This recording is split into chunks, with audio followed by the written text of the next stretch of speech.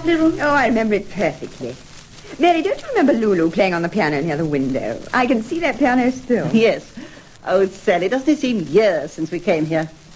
Who'd have thought that one day I'd be living in this house? It looks larger than ever, now that poor old Dr. Andrews' furniture is gone. If only we'd been certain we were coming, I'd have bought some things at the auction. Mummy, I'm sure the sitting room carpet will never fit in here.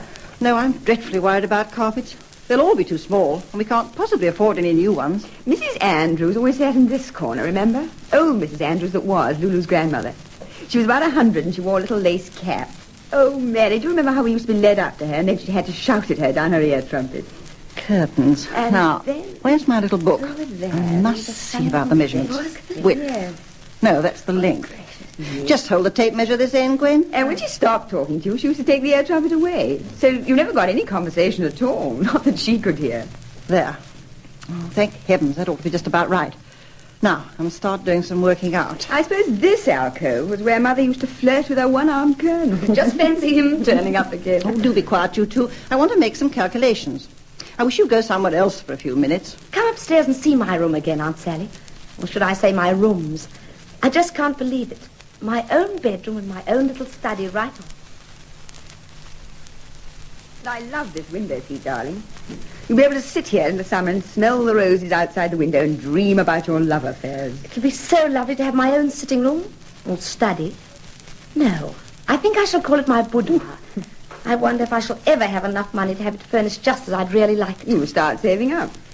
White walls and white paint. And the furniture all covered in saffron yellow with little buttons on it. Or shall I have the walls cream and have modern furniture covered with red leather?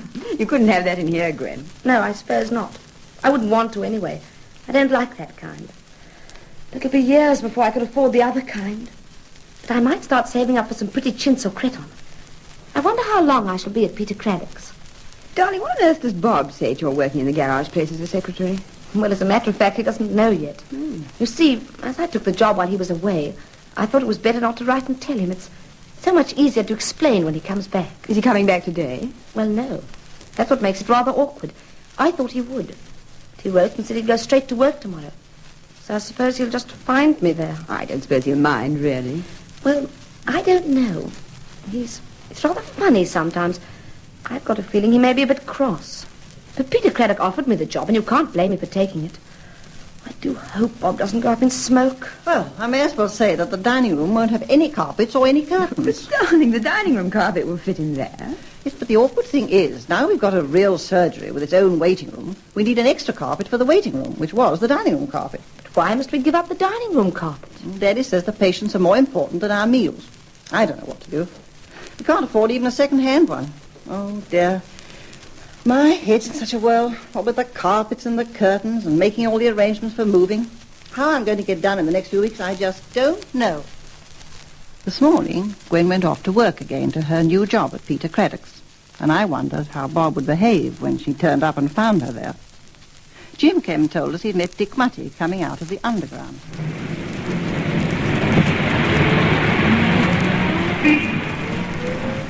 Hi, Dick. Dick Mutty. Dick. Dr. Dale. I didn't see you, sir. What are you doing? Just got back? You don't seem to have any luggage with you. No, you see, Bob had to go straight to work, and I decided to rush back here and have a bath and shave before I went off to the War Office.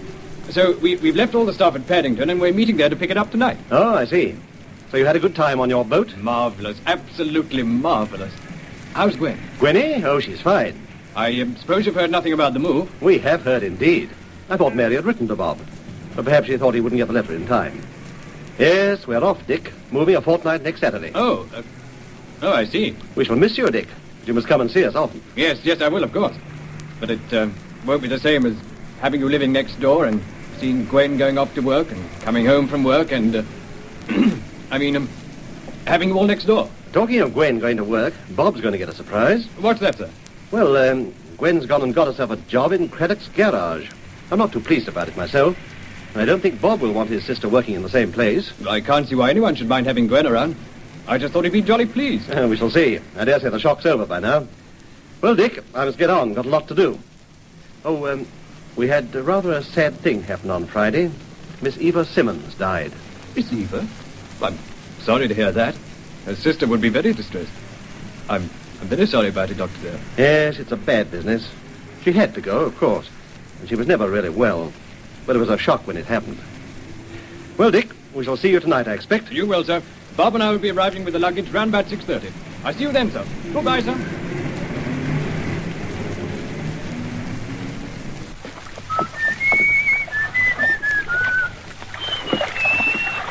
Hi, Wilkes.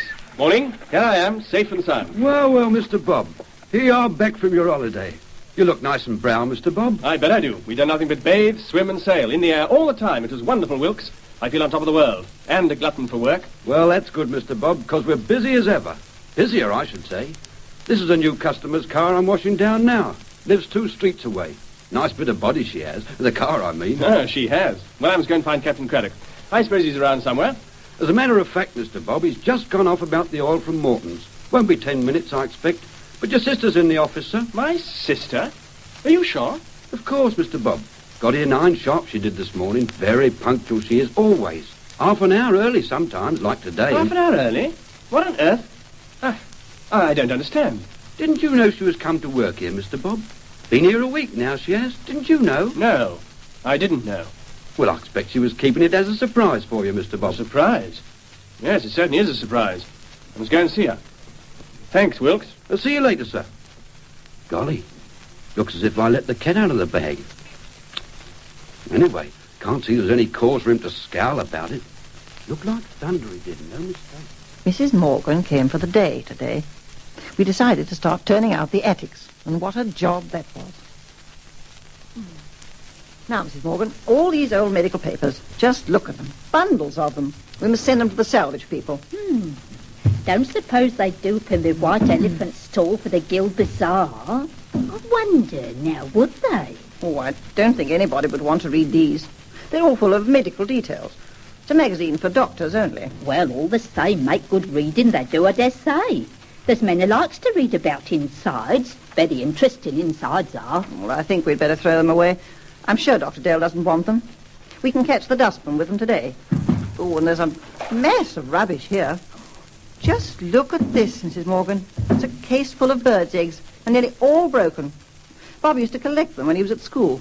Oh, this must go to the dustman as well. Well, I could put them on the White Elephant stall, what's not broken. Somebody's going to be glad of these, some kid. Well, if you think they'll be any use. Now, what's this? Oh, do look, Mrs. Morgan. It's an old gardening hat of mine. Can't think what it's doing up here. Now, that'll be ever so nice for the stall.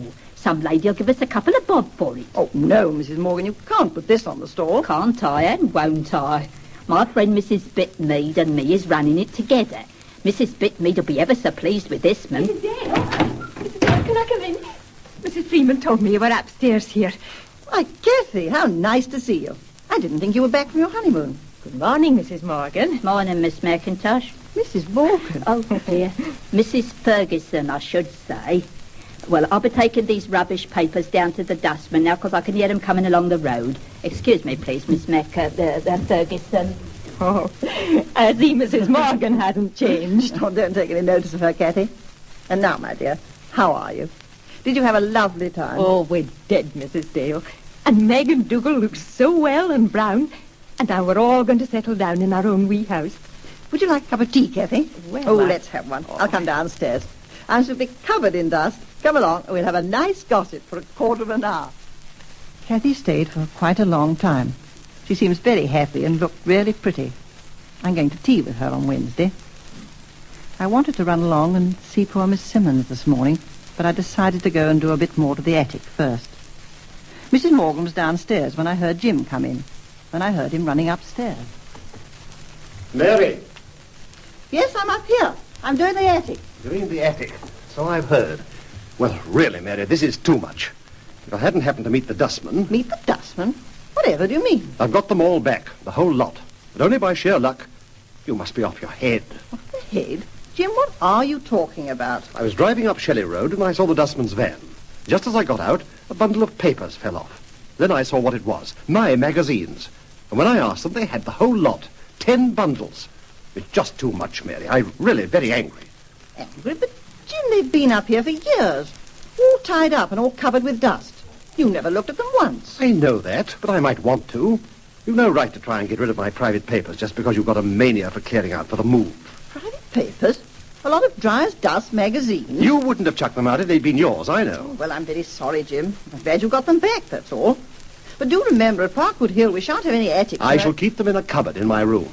I can refer to them then when I want to. But you never refer to them. You haven't referred to them for years. I know that, don't I? But don't you see I might want to refer to them? Good heavens, what's all this? It's eggshell. Bits from Bob's old bird's eggs. They were all broken. There were about 3 whole ones, and Mrs. Morgan's got those for the jumble sale. Bob's bird's eggs? You haven't thrown away Bob's case of bird's eggs?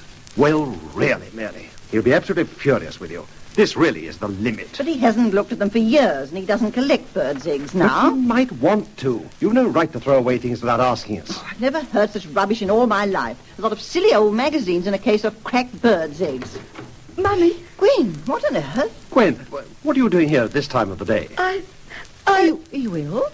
Did Captain Craddock send you home? Yes. No, I finished at Captain Craddock's. Finished? What on earth are you talking about? Gwen, what's happened? Is Bob back? Have you seen Bob? Seen Bob? Of course I've seen Bob. Bob. I never want to see Bob or speak to him again. Never. Never. And before we had time to ask any more questions, Gwen turned round and rushed out of the room, slamming the door. She went and locked herself up in her bedroom. Jim was furious, but after a bit he had to go out, and I was left to cope with Gwen on my own. There really are times when I find my family too much for me. And now what's happened? Why on earth should Gwen have left Peter Craddock's? I suppose it's all to do with Bob, so I'd better go and ring up the garage.